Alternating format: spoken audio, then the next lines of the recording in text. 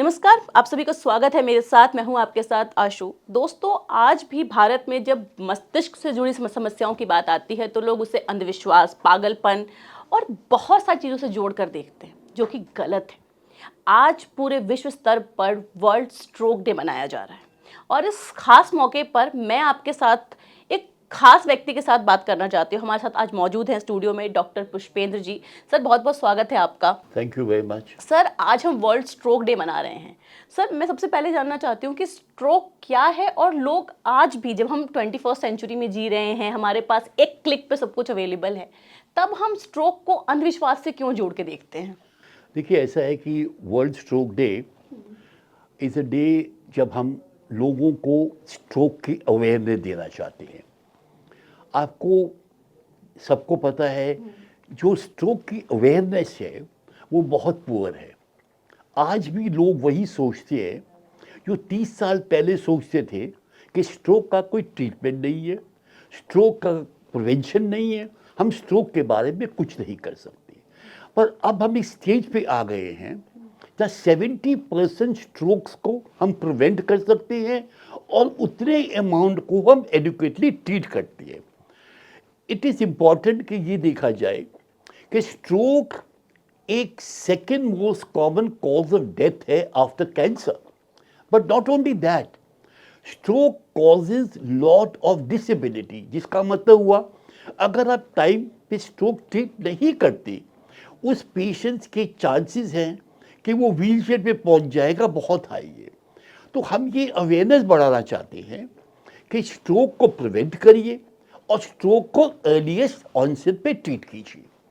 Sir, stroke का पहला symptom क्या है? जब हम स्ट्रोक की बात करते हैं, वर्ल्ड स्ट्रोक डे आज हम मना रहे हैं, स्ट्रोक का पहला सिम्टम क्या है, ताकि इंडिया में एक अवेयरनेस आए अबाउट स्ट्रोक?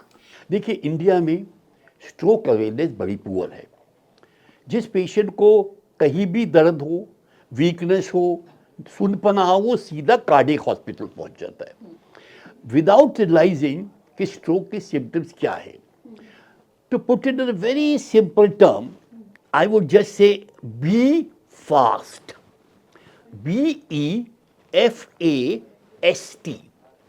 बी का मतलब हुआ if you develop some problem with your balance, आपको चलने में तकलीफ होती है।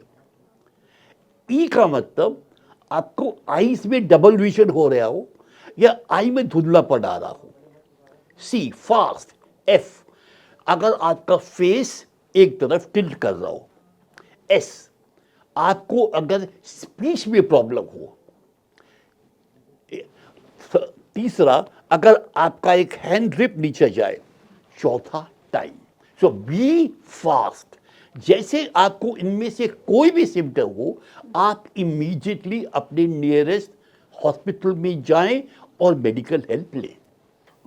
सर, जब हम बात करते हैं स्ट्रोक के, इंडिया में जब भी बात होती है तो लोग इसको बहुत ही मेडिकल साइंस की बीमारी नहीं मानते हैं। लोग कहते हैं कि घर में कुछ खिला दीजिए, कुछ पिला दीजिए, ये चीज़ कर लीजिए, ये नुस्खा आजमा लीजिए, ठीक हो जाएगा, क्योंकि हमारे इंडिया में नुस्खे बहुत चलते हैं। क्या स्ट्रोक जैसे बीमारी में होम रेमेडीज़ या कोई भी नुस्खा आजमाना सही है? बिल्कुल बकवास। कोई होम रेमेडीज नहीं है, कोई होम ट्रीटमेंट नहीं है। आप बिल्कुल ठीक कह रही हैं। मैं भी रोज़ सुनता हूँ कि हम किसी विलेज से आ रहे हैं, मेरठ के आसपास पेशेंट को लगा हुआ, लोगों ने कहा इसको पिजन का खून लेके इसको मल दो, उससे पेशेंट। इसका मतलब ये ना, there lot of myths which are all wrong. सबसे बड़ा मिथ ये है कि स्ट्रोक का ट्रीटमेंट नहीं है, कि स्ट्रोक के बारे में कुछ नहीं हो सकता, स्ट्रोक को प्रिवेंट नहीं कर सकते। ये सब मिथ्स है जो हमें लोगों के दिमाग से निकालने हैं। और मैं गौरव से कह के कहूँगा कि हमारे हॉस्पिटल के अपोलो स्ट्रोक प्रोग्राम ने ये काफ़ी हद तक हम जा रहे हैं विलेजेस में। और रिसेंटली हमने एक नया शुरू किया जिसको हम कहते हैं स्ट्रोक पंचायत। हम विलेजेस में गए हैं जहाँ पे हमने रूरल पॉपुलेशन को ये बताने की कोशिश करी है कि भाई ये स्ट्रोक होता है। सर, इंडिया में जैसे माइग्रेन के केसेस हम देख रहे हैं, जो लोग लैपटॉप्स पे वो घंटों काम करते हैं, मोबाइल पे स्क्रॉलिंग चल रही होती है, तो मैंने कई बार मतलब जब हम रील्स देखते हैं तो हम रील्स में कई बार सुनते हैं कि ये जो स्ट्रोक का जो प्रॉब्लम है ना, ये माइग्रेन और स्ट्रोक एक ही चीज़ है, दो अलग अलग चीज़ें नहीं है।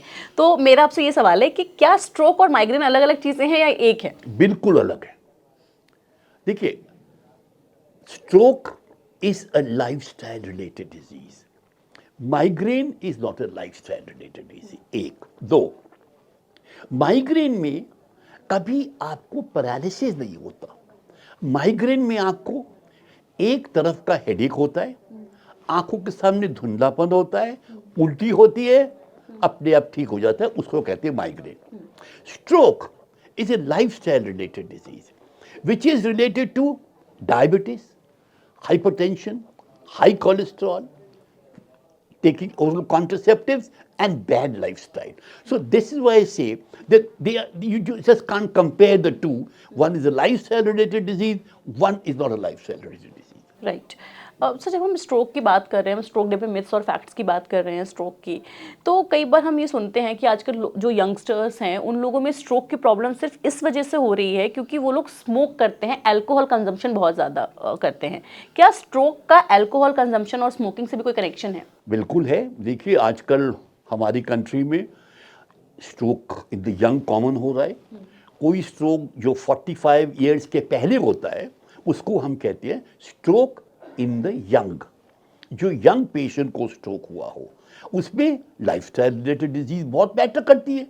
If you are a sedentary lifestyle, alcohol intake बहुत हाई है, स्मोकिंग है, बैड डाइट है, हाइपर कोलेस्ट्रीमिया है, definitely predisposes you to a stroke. Like it predisposes you to a heart, it predisposes you to the brain also.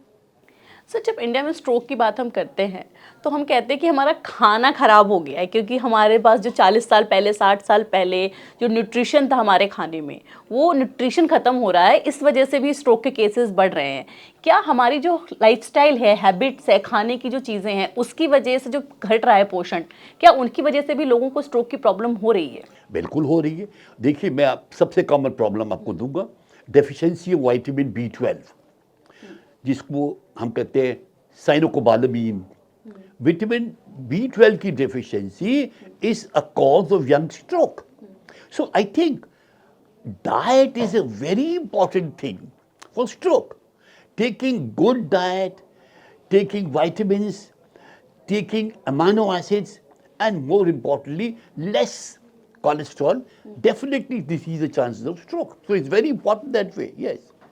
Sir जो हम diet आप कह रहे हैं, कोलेस्ट्रॉल, क्या हाई कोलेस्ट्रॉल से हार्ट डिजीज़ की बात हम अब तक करते आ रहे हैं? हम जितने भी वीडियो सोशल मीडिया पे वायरल होते हैं उसमें हम यही देखते हैं कि आपका अगर कोलेस्ट्रॉल हाई है तो आपको हार्ट प्रॉब्लम होगी, हार्ट अटैक आ सकता है, हार्ट स्ट्रोक हो सकता है। तो क्या नॉर्मल स्ट्रोक जिसकी हम बात कर रहे हैं आज, क्या वो भी हाई कोलेस्ट्रॉल का प्रॉब्लम है? बिल्कुल हो सकती। देखिए, आपको बताऊं, मैं यूजुअली कहता हूं the risk factors of heart disease, brain disease are the same. क्या रिस्क फैक्टर्स है? एक तरफ लीजिए मॉडिफाइबल रिस्क फैक्टर, एक तरफ लीजिए non modifiable risk factor. Modifiable risk factors क्या हैं? Diabetes, hypertension, sedentary lifestyle, cholesterol, smoking, alcohol. इसको हम कहते हैं मॉडिफाइबल। इन सब फैक्टर्स को हार्ट हो या ब्रेन हो आप मॉडिफाई कर सकते हो। Non modifiable risk factors, genetics, age, sex. I can't do anything about that. So basically, it's a cerebrovascular disease. Cerebrum and the brain and the heart. There's an axis of the brain and the heart. Symptoms अलग अलग बिल्कुल नहीं होते. Symptoms of stroke are the same in a male and a female. Except that if you have a female with stroke, you would ask some different questions. You would talk about a menstruation, has it stopped it? You will talk about any intake of contraceptives, because we know that contraceptives, हमको पता है कि oral contraceptives increases the chances of a stroke. How? How?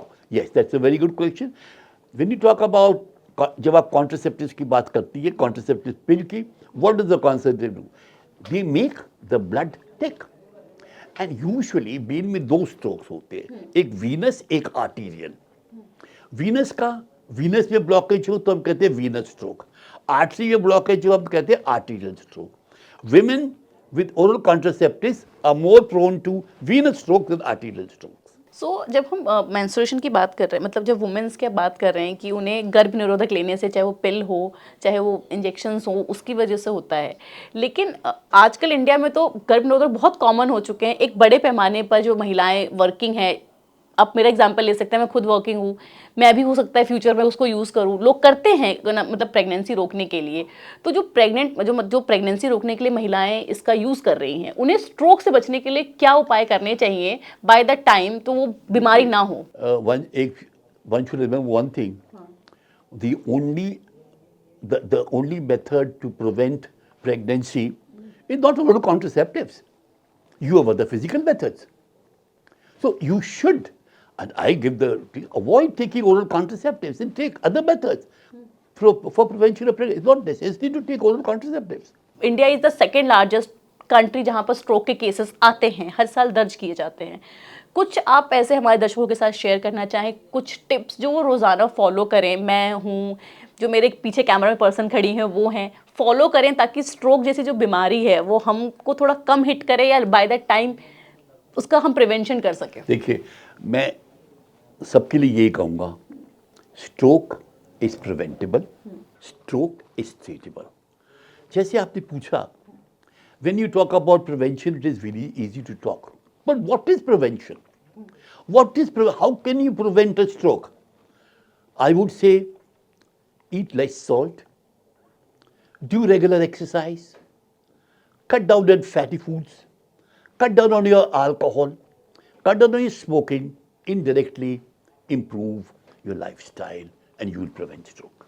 Thank you so much. Doctor Pushpendra थे हमारे साथ आज, जो मैं बता रहे थे कि स्ट्रोक क्या है, इससे कैसे बचा जा सकता है, और साथ ही साथ हमें अपनी लाइफस्टाइल में ऐसा क्या करना चाहिए, कौन से छोटे छोटे बदलाव है जो हमें स्ट्रोक से बचा सकते हैं.